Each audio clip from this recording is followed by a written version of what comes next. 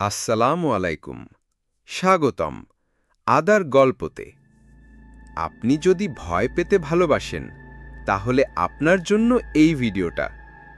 আর যদি আমাদের চ্যানেলে নতুন হয়ে থাকেন এক্ষুনি সাবস্ক্রাইব করে রাখুন, কারণ প্রতিনিয়ত আমাদের এই চ্যানেলে এরকম ভয়ানক ভিডিও আসে। তো বেশি দেরি না করে গল্প শুরু করা যাক। বাংলাদেশের এক অজপাড়াগাঁ, নাম খয়েরতলা। সেই গ্রামে ছিল এক রহস্যময় সাপুরিয়া, নাম দয়ারাম। সে থাকত গ্রামের এক কোণার পুরনো ভাঙা দালানে। লোকেরা তাকে ভয় পেত, কারণ সে কারো সাথে কথা বলতো না, শুধু সারাদিন একটা কালো পুটলাতে কিছু একটা রেখে ঘুরে বেড়াতো। কেউ জানত না ওই পুটলার ভেতরে কি আছে। শুধু রাত নামলেই একটানা বাঁশির আওয়াজ ভেসে আসতো পুরনো শ্মশানের দিক থেকে। লোকেরা বলতো ওই বাঁশি ডাক দিলেই নাকি মাটি ফুঁড়ে বের হয়ে আসে একটা ভয়ানক সাপ, যার মুখ দিয়ে আগুন বের হয়। এক রাতে গ্রামের কিছু সাহসী তরুণ ঠিক করল এই রহস্য ভেদ করবেই। তারা চুপি চুপি দয়ারামের পিছু নিল। দয়ারাম হাঁটছিল একা, হাতে একটা লাল রঙের মোমবাতি, আর পুটলাটা বুকের সঙ্গে চেপে ধরা। কিছুক্ষণ পর সে পৌঁছালো এক জায়গায়, পুরনো একটা রাজবাড়ির ধ্বংসাবশেষ।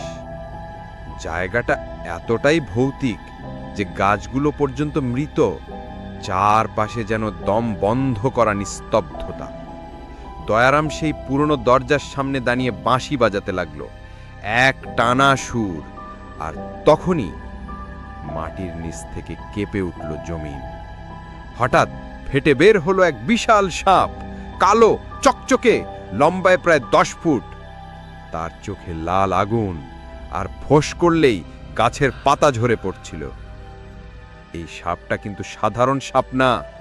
দয়ারাম মুখ তুলে বলল, রাজপুত্র, আজ সেই রাত, তুমি মুক্তি পাবে, কিন্তু তার আগে চাই একটা বলি। সেই বলি কে হবে? আড়াল থেকে তরুণদের একজন ভয়ে হাঁপাতে লাগলো। তার পা পিছলে একটা শব্দ হয়ে গেল। সাপটা সাথে সাথে ঘুরে তাকালো, চোখে আগুন। বাঁশির আওয়াজ বন্ধ, নিস্তব্ধতা, তারপর গর্জন। সেই তরুণের দিকে তীব্র গতিতে ছুটে গেল সাপটা, আর শুধু একটা চিৎকার। তারপর আর কিছুই নেই।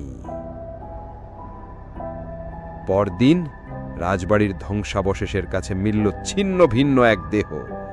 পাশেই পড়েছিল দয়ারামের বাঁশি আর পুটলা, কিন্তু দয়ারামের কোনো চিহ্ন নেই। সে কি সাপটার হাতে মারা গেল, নাকি সেও এখন সাপ হয়ে গেল? গাঁয়ের মানুষ বলে আজও রাতে রাজবাড়ির ধ্বংসাবশেষের কাছাকাছি গেলে শোনা যায় বাঁশির সুর, আর গায়ে হাওয়া লাগলেই মনে হয় কেউ গা ঘেঁষে ফুঁস ফুঁস করে বলছে, তুই আমার পরবর্তী শিকার। গল্পটা যদি আপনার ভালো লাগে, লাইক, কমেন্ট এবং শেয়ার করতে ভুলবেন না। আর আমাদের ফেসবুক পেজে ফলো দিয়ে রাখবেন, লিংক কমেন্ট পিন্ডে দেওয়া আছে।